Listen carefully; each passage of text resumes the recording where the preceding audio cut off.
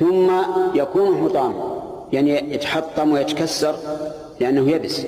فماذا كانت النتيجة لهذا الزرع؟ التلف والزوال.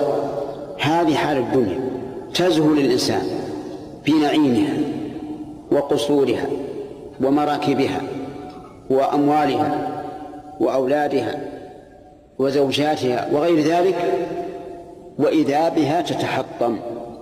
كم من غني كان مسرورا في أهله، منعما في بيته وفي مركوبه وفي ثيابه وفي كل أحواله، إذا به يعود فقيرا فتتحطم دنياه. فإن لم تكن مات وتحطمت دنياه بفراقه هذه الدنيا. فلا بد من أحد أمرين: إما أن تفارقك الدنيا وإما أن تفارقها. هذه حال الدنيا، وهذا أمر لا يشك فيه في الواقع، لكن